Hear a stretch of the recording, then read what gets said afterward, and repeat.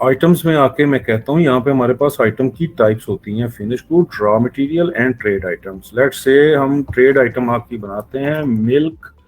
Trade item का नाम है मिल्क पर केजी के हिसाब से, और मैं कहता हूँ कि इसकी सेल प्राइस है लेट्स से 180, और मेरी जो परचेज प्राइस है लेट्स से वो 150 है, एंड मुझे और कुछ भी देने की जरूरत नहीं है, मैं इसको सेव कर देता हूँ।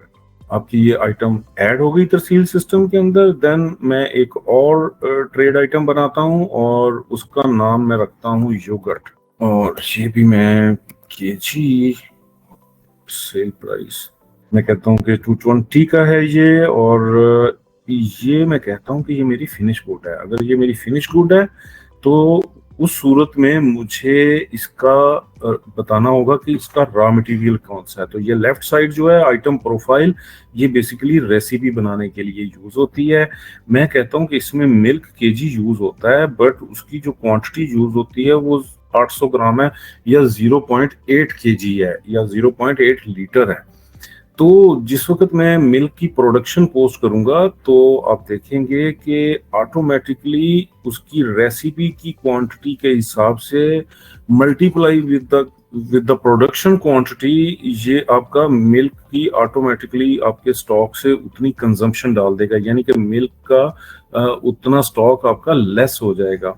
तो ये जब प्रोडक्शन आप डालेंगे सिस्टम में तो उसके लिए है।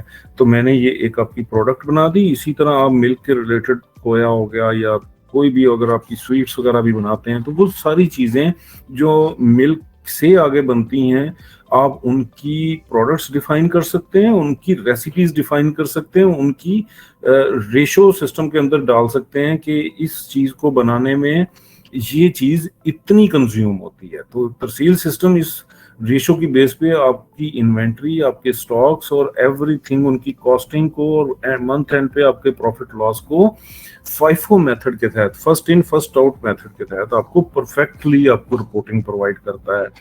तो ये चीजें हमने देख ली।